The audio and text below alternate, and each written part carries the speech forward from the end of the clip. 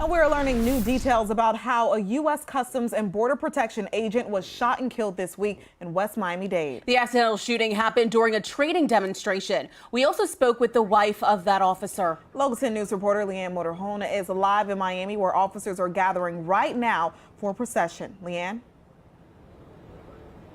Well, you can see right behind me, officers with Customs and Border Protection have gathered. They're getting ready for this processional as the body of Officer Jorge Arias leaves the medical examiner's office here in the city of Miami, bound for the funeral home where he will be laid to rest. That will be the Caballero Rivero Funeral Home in Little Havana. We can also take you up above to Sky 10. You have not only vehicles with Customs and Border Protection lining the street here. This street is right in front of Writer Trauma Center as well as the medical examiner. It's the street that borders.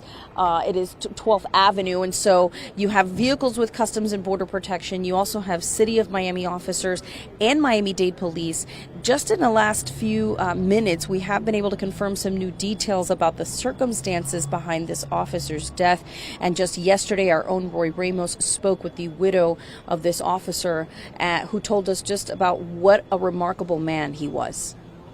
New details just in about the events that led to the death of 40-year-old Customs and Border Protection officer Jorge Arias. On Wednesday, Arias was working as a firearms instructor at a gun range in West Miami-Dade. Sources say he and another officer were performing a role-playing exercise. Each person participating swapped their own weapon for training guns. Sources say the officer doing the exercise with Arias briefly left the room and switched back to his real weapon, but forgot to swap it back out for the training gun when he came back.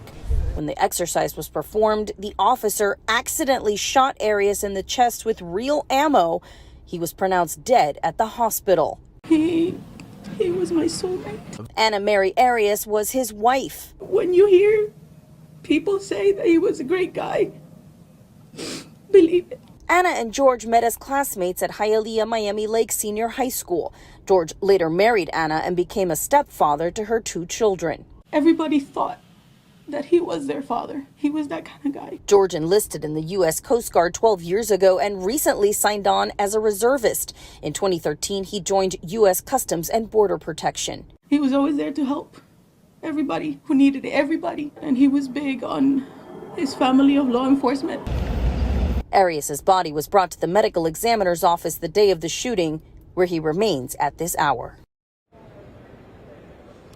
And back out live to Sky 10. These are live pictures at the Miami-Dade Medical Examiner's office, where right now a hearse from the Caballero Rivero Funeral Home in Little Havana has just pulled up.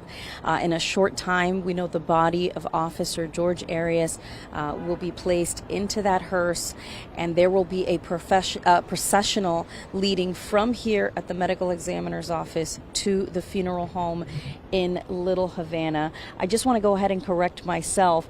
Where you see all of these officers lined up, this is 10th Avenue, not 12th, excuse me about that. This is 10th Avenue here, bordering not only Writer Trauma Center, but also the medical examiner's office.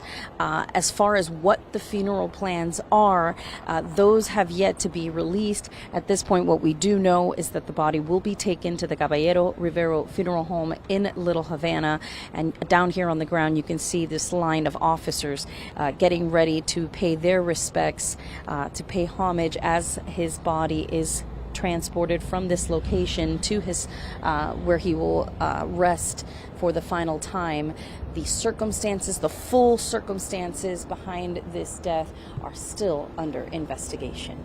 Reporting live in Miami, Leanne Motorhona, Local 10 News.